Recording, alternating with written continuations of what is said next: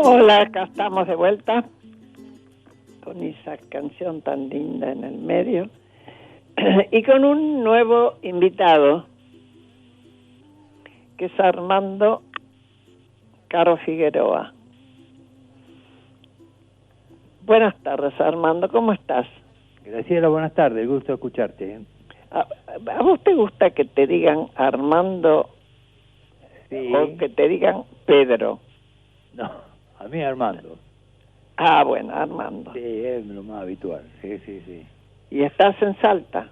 Sí, estoy en Salta, sí, en Vaqueros, aquí que está a 20 kilómetros de la capital, ¿eh? Ah, lindo lugar. Sí, muy bonito ese. ¿Lo estás disfrutando?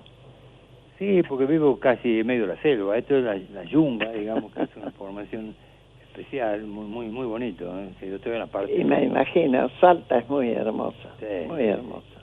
Sí, hay de todo, sí. Armando, vos sos abogado, doctor en Derecho, y fuiste ministro de Trabajo. ¿De qué año a qué año? Bueno, desde el año 94, al final del 93 hasta el año 97, tuve 4 años. También, 4 años. Sí. Muy bien. ¿Cuáles fueron tus mayores dificultades? Y si podés, compararnos con las realidades que hoy tenemos. ¿Por qué te lo pregunto? Porque tenemos una amenaza de paro pronto de parte de Daer, etcétera, pero el que lo verbalizó fue Daer. ¿Y cómo ves esa posibilidad? ¿Cómo imaginás que lo vive la gente? ¿Y qué es lo que quieren los dirigentes gremiales, que son eternos, entre paréntesis, y comparando con lo que pide la gente en general, ¿no? Bueno, a mí me da la impresión de que, digamos, estoy seguro que la situación económica y política de los años 90 es diferente a la de hoy. En aquel momento había una estabilidad monetaria, hoy hay una inflación galopante, como usted decía antes, eso es una diferencia muy notable, ¿no? Y en aquel tiempo, en los años 90, había una necesidad de dialogar con los sindicatos, aún sabiendo que en los sindicatos anidaban posiciones muy cerradas, muy reacias a cualquier tipo de cambio, pero la idea era dialogar, y se dialogó, y la reforma que se hizo en aquel momento, del año 95, cuando yo estaba ahí, fue el resultado de un pacto, y como todo pacto, había cosas que el gobierno quería hacer y los sindicatos no dejaron, y otras que se hicieron a medias, ¿no es cierto? Pero hubo un pacto y hubo una reforma que salió con el acuerdo de la CGT y de la Unión Industrial. Ahora, la situación... Es decir, perdóname, pero para que vayamos siguiendo la metodología. Estaban vos representando al gobierno y con el apoyo del gobierno presidencial, obviamente, los dirigentes gremiales, pero estaban negociando y se hizo un pacto de cara a la calle, de cara a la militancia de esos, se supone, ¿no? De esos de ese gremialismo.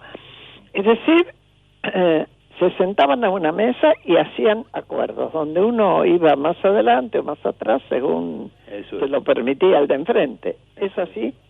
Sí, eso es así. La diferencia también es que los sindicatos, en ese momento el secretario general era el señor Casia, cuando me tocó a mí, él era amigo y compañero del presidente, o sea que había una relación de afinidad, y en algunos casos cuando la situación se ponía tensa, en fin, el presidente esgrimía su amistad con los sindicatos y había acuerdo. Hoy, por supuesto, la situación es totalmente diferente, como fue en la época de Alfonsín, y la impresión es de que entonces la CGT hay momentos en que usa, digamos, la huelga general para temas que no son necesariamente materia de huelga, ¿no es cierto? O sea, politiza ciertos reclamos. Eso fue patente en la época de Alfonsín, donde la CGT le hizo muchos paros excesivos. 14, creo, ¿no? ¿Cómo? 14 me parece. Sí, de los cuales más o menos 10 estaba yo ahí, de secretario de Trabajo, con Hugo Barrio Nuevo, con esta gente.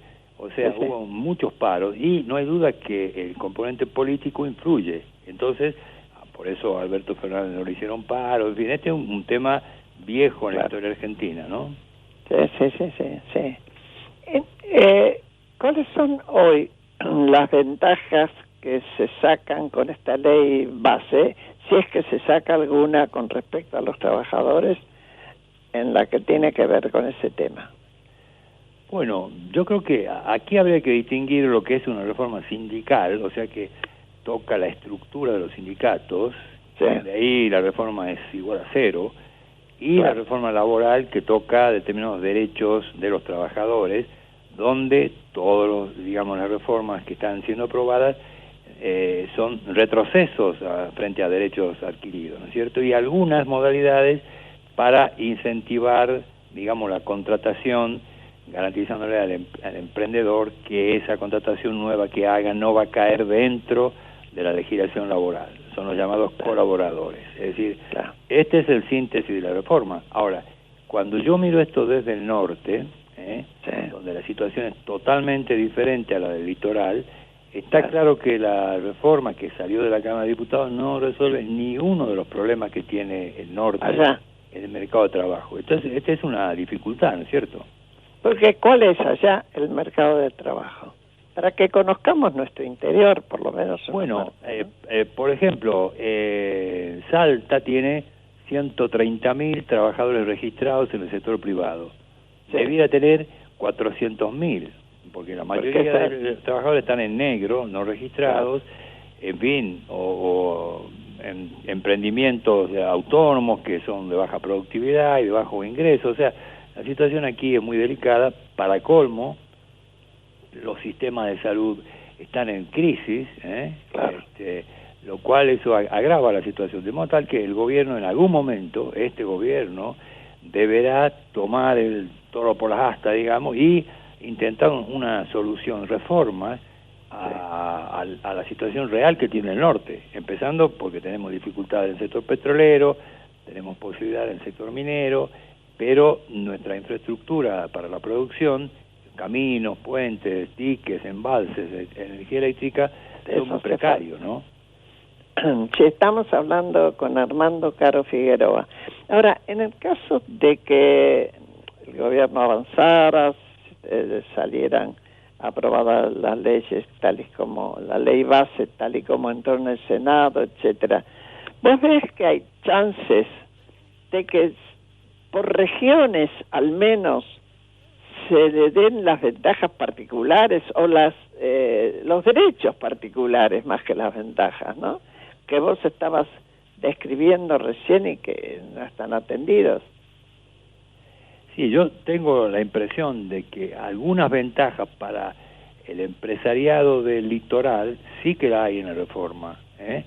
En fin, la posibilidad de pactar un fondo de despido tipo de la Boca, tipo de la construcción, por ejemplo, eso es una posibilidad abierta para mejorar o resolver algunos temas de la litigiosidad, ¿no es cierto? Pero va a depender de si hay un convenio colectivo que lo acoja o no a este fondo, ¿no?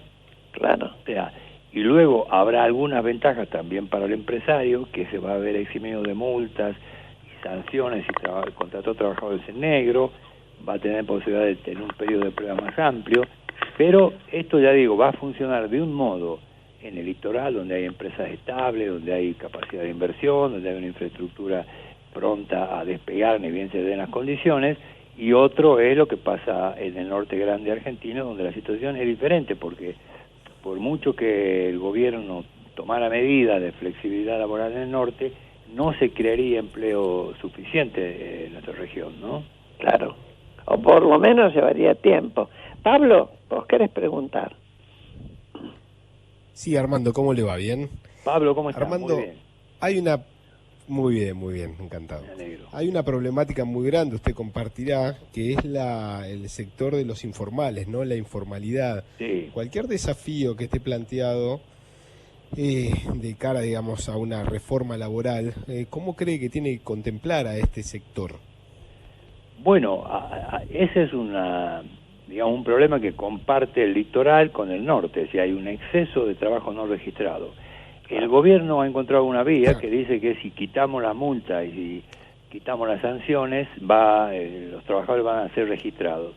Pero yo soy partidario de la solución OIT, digamos. La OIT dice que debe haber políticas concretas para abordar la economía informal y ayudarla a transitar hacia la economía formal.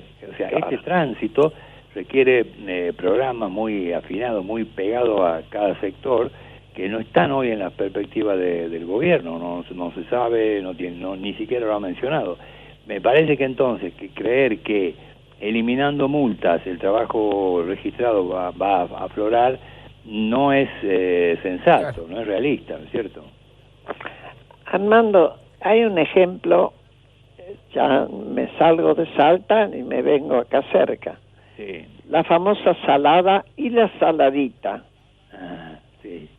Donde cada uno, cuando puede, el que se quiere meter ahí, alquila un kiosco, se hace un lugar y se empieza a vender con beneficios para quienes administran todo eso, muy escandaloso, ropa más barata, cualquier cosa más barata. Yo recuerdo que siendo candidata a la provincia de Buenos Aires, a gobernadora de la provincia de Buenos Aires, visité la salada y cuando llegamos a un lugar me dijeron, no, pará, acá no.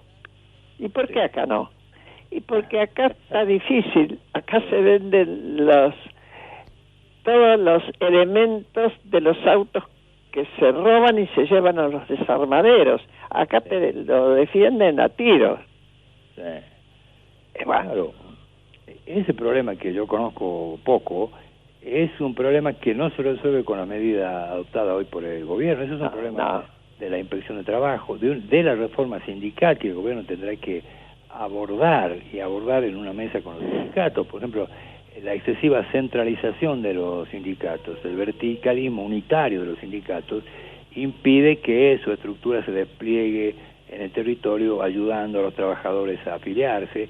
El hecho de que haya un sindicato único aquí también de algún modo impide que el poder de contralor o de inspección que puede tener un sindicato se despliegue. Es decir, todo va a seguir igual si no se aborda a fondo los problemas del mercado de trabajo, que son regionales, y no se aborda a fondo los problemas sindicales. La estructura sindical nacida en los años 40 no da más. Hay que reestructurarla, no para eliminar el sindicato, no para perjudicar a los trabajadores, sino para crear nuevas condiciones que ayuden a que Argentina crezca en una economía abierta, donde los beneficios se distribuyan más equitativamente. Pero eso no se hace ni de la noche a la mañana, ni por un decreto digamos, nunca de uno iluminado. Hace falta dialogar, traer expertos, gente que conoce a fondo la situación, e ir buscando las soluciones, porque la salada es un problema. Aquí en Salta está rodeado, y las grandes ciudades de Salta están rodeadas también de este tipo de ferias. Entonces hay que buscar esa solución pegada al terreno, y para eso hay gente que ha escrito mucho, que estudia mucho, que no defiende intereses corporativos, y hay que escucharlas, ¿no? Sí, pero además de que estudie mucho y lo conozca a fondo todo eso, necesita tener mucho respaldo sólido detrás. Esto compromete, a mi criterio, no solo al partido que gobierna mayoritariamente, por decirlo de alguna manera.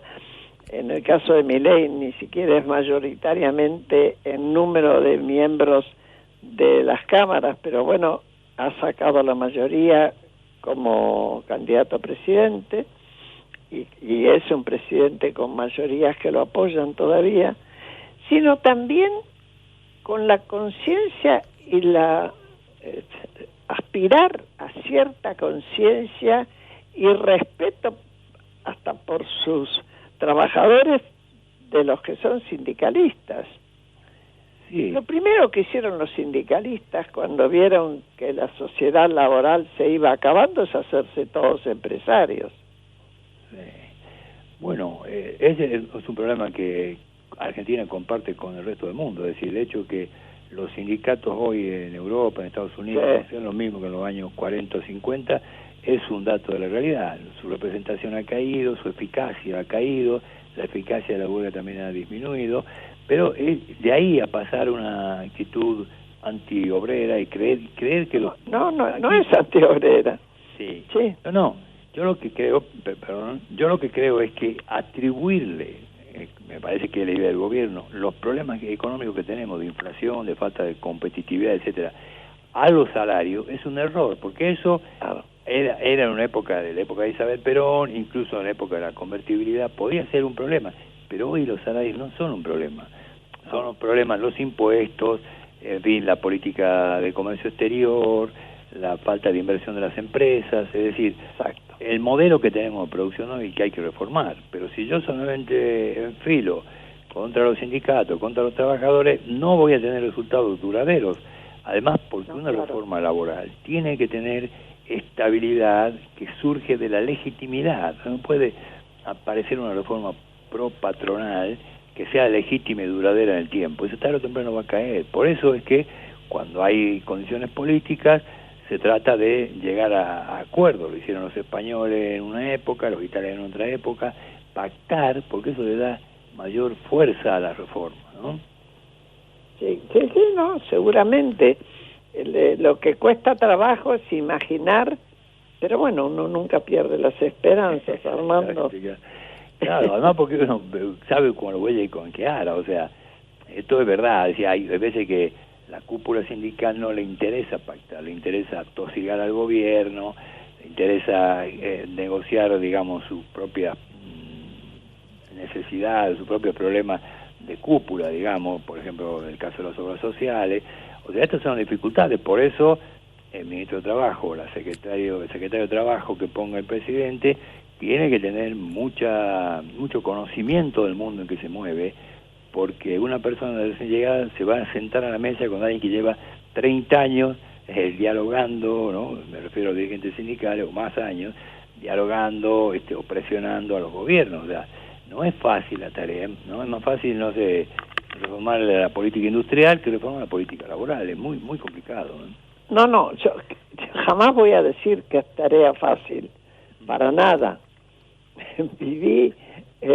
Formé parte de un gobierno donde prácticamente todo estalló porque se había intentado modificar que el sindicato se quedara con un 10% de cada aumento que recibían los asalariados, ¿no? Y bueno, eso sí. Sí, me acuerdo perfectamente de eso. Armando, Graciela, me gustaría sumar, a ver, está claro que es una tarea titánica en un punto, porque excede también, le comparto mi mirada, Armando, también de lo normativo, ¿no? Y la cuestión sindical en un país con el 60% ya cercano, todavía no tenemos la última de la pobreza, cómo abordarlo también de manera multidisciplinaria, ¿no? Porque hay un factor también clave ahí en la educación, también en la capacitación laboral, cómo hacer para incorporar también a esas personas que ya llevan en muchos casos generaciones, ¿no? de salida del empleo formal. Bueno, justamente el problema, por eso yo que digo, una reforma puramente laboral, centrada en la ley de contrato de trabajo, para mover un costo de un lado, pasarlo al otro, no es suficiente, porque los problemas que tiene el mundo del trabajo son enormes. Una es el modelo sindical, ¿no? Que hay que reformar. El modelo del 45 ya hace agua por todos los sitios. Luego, el sistema de que integrar a la economía informal, a la economía formal, requiere de técnicas especiales, como dice la OIT. Y luego, integrar a personas que llevan 2 o 3 generaciones sin haber conocido trabajo asalariado, requiere también medidas especiales, o sea, medidas del mundo educativo, del mundo de la capacitación profesional. Por eso es que digo, es eso, huir de la simplificación, que digan, no, si retocamos la ley de contrato de trabajo y cambiamos el artículo de la subsidiariedad o algo así, esto va a caminar bien. No va a caminar bien. Es decir, a lo mejor resuelve algún problema de las empresas grandes y medianas, pero el resto queda latente, queda ahí. Claro, entiendo. Si las empresas acá, sobre todo las más grandes, yo creo que sin que ellos estén dispuestos a competir, va a ser difícil que abran los espacios para convocar más trabajadores en blanco. Claro, ese es el gran tema. Yo incluso en algún momento llegué a suponer que había una especie de acuerdo no escrito entre la cúpula empresaria y la cúpula sindical. Decía, la cúpula empresaria respeta las obras sociales tal como están, y la cúpula sindical defiende la economía cerrada. Eso es una especie de un pacto que puede ser que haya existido en la realidad en un momento, pero hace mucho daño a la Argentina. O sea, en Argentina tenemos que cambiar el modo de producir, y yo insisto, por mi visión ahora norteña, es que eso hay que regionalizar el país en muchos aspectos, en el aspecto del comercio exterior, en el aspecto laboral, en el aspecto de la educación, etcétera, porque pretender que desde el centro, ¿no?, desde la Casa Rosada, se va a legislar para todo el país de modo uniforme y vamos a obtener buenos resultados de modo uniforme, eso no sirve. Claro. Eso no sirve eso. Es aumentar el presidencialismo, que ya tenemos bastante. Exactamente, claro. Ya hemos probado toda la variante presidencialismo y no va bien. O sea que hay que animarse a buscar otros caminos, y eso se hace dialogando. Yo, puede ser que sea de otra generación ya, pero yo no concibo que uno pueda cambiar algo que afecte a intereses, a convicciones, a principios fundamentales, haciéndolo de uno contra otros y sin que el otro se entere, salvo cuando ya esté frente a la horca. Hay que dialogar, y si se hace bien, los resultados van a estar ahí. Y si los resultados son parciales, la opinión pública va a saber quiénes son los que están defendiendo prebendas o privilegios y que están impidiendo que Argentina salga del pozo donde está.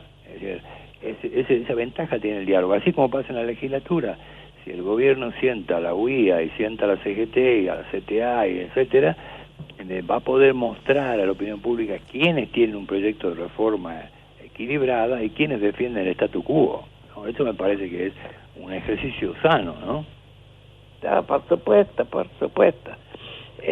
Yo más lo miro, más difícil lo veo, pero bueno, es un problema mío a lo mejor. Por supuesto que es difícil, pero mire, hemos pasado tantas dificultades, y a veces ¿no? Es decir, para profundizar las dificultades, no para solucionarlas, que ahora vale la pena hacer un esfuerzo para salir de la rutina y ver cómo. Pero claro, yo hasta ahora no lo escuché a nadie, no leí, algunos expertos catedráticos hay, pero en el mundo de la política nadie que diga por dónde se sale con una reforma equilibrada, no está todavía en la agenda. Es que creo que además nadie quiere pelearse con el poder de los sindicatos. Sí, por supuesto, también hay eso, pero ese es un poder que tiene que reformarse. Es decir, yo creo que ya los resultados que tuvo que dar, ya está, ¿no? Hay que cambiar. Estuvimos charlando con Armando Caro Figueroa. Gracias, Armando, por estar con nosotros. Gracias, Armando. Un abrazo muy grande y hasta otro momento. Muchísimas gracias, Graciela y Pablo, muy amable. Chao. Y a ustedes ya los saludamos también, nos despedimos, que les vaya muy bien, que disfruten, sobre todo aquellos que están en la feria, compren lindos libros, y a todos los oyentes de Radio Ciudad, que sigan escuchando a Adrián Amado en Amado Mundo. Vale la pena. Hasta siempre.